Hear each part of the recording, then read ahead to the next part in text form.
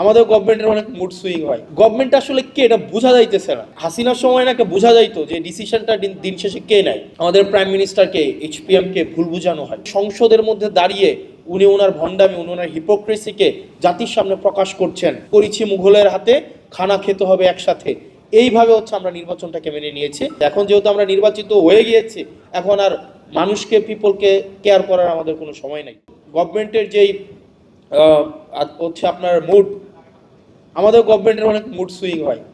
মানে গভর্নমেন্ট আসলে কে এটা বোঝা যাইতেছে না। মানে এটা আসলে হাসিনার সময় নাকি বোঝা যাইতো যে ডিসিশনটা দিন শেষে কে নেয়। মানে দিন শেষে দেখবেন ডিভোর্সের প্রবলেমও দিন শেষে ডিসিশন দেয় হাসিনা। দিন শেষে সবাই দৃষ্টি আকর্ষণ করতে হাসিনার। তো এখন আসলে এই জায়গায় মানে ডিসিশনটা আমার কাছে মনে হইতেছে there are so many governments within the governments. আমার কাছে এটা মনে হইতেছে, মানে আমি নিশ্চিত না, কারণ এবং আপনি দেখবেন খুব শীঘ্রই এটা বলা হবে যে আমাদের প্রাইম মিনিস্টারকে, এইচপিএমকে ভুল বোঝানো হয়। এখন ভুলটা বুঝায় কারা? দেখা যায় এখানে অনেক ধরনের ফ্রিঞ্জ এলিমেন্ট আমার কাছে মনে হয় গভর্নমেন্টের সাথে আছে, যারা আমাদের যে জন আকাঙ্ক্ষা তৈরি হয়েছিল, রাষ্ট্রের যে আকাঙ্ক্ষা তৈরি হয়েছিল, সেই জায়গা থেকে গভর্নমেন্টকে অনেক দূরে সরিয়ে নিচ্ছে।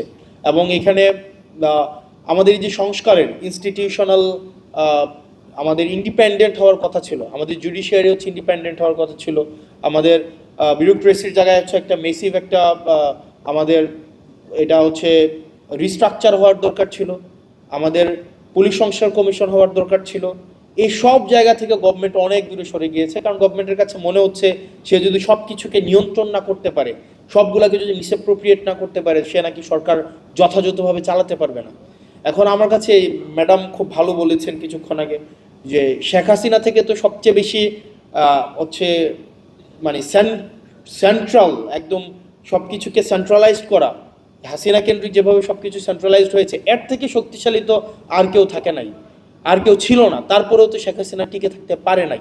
এখন গভর্নমেন্টের মাথার মধ্যে যদি এটা এখন হয় যে আমাকে সব কিছুই নিয়ন্ত্রণ আমার লাগবে, সব কিছুই আপনার তারেক জিয়া এসে সমাধান করতে হবে। কি একদিন দেখলাম যে মিনিস্ট্রিতে কোনো এক এমপ্লয়ের ওনার ছেলে হারাই গেছে, এইটা এই জায়গায় তারেক জিয়া এই জিনিসটাকে সলভ করতে হয়েছে। তো এই জিনিসটা আমাদের জন্য কোনো সুখকর নয়। এবং ওই দিন জনাব সালাউদ্দিন সাহেব বললেন, উনি মানে স্বীকার করলেন, এটা গভর্নমেন্টের একটা দীনতা, উনি স্বীকার করলেন যে আমরা আসলে একরকমের এটা ওনাদের সংস্কার নির্বাচন হওয়ার জন্য ওনারা তখন যা বলেছে সেটা মেনে নিয়েছে।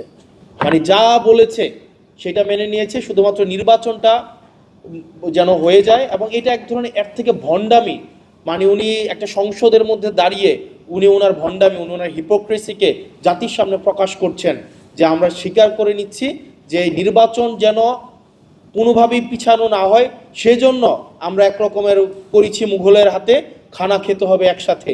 এইভাবে আমরা নির্বাচনটাকে মেনে নিয়েছি এবং সংস্কার ওই সময় আপনারা যা বলেছেন সেটাকে আমরা মেনে নিয়েছি। এখন যেহেতু আমরা নির্বাচিত হয়ে গিয়েছি, এখন আর মানুষকে, পিপলকে কেয়ার করার আমাদের কোনো সময় নেই।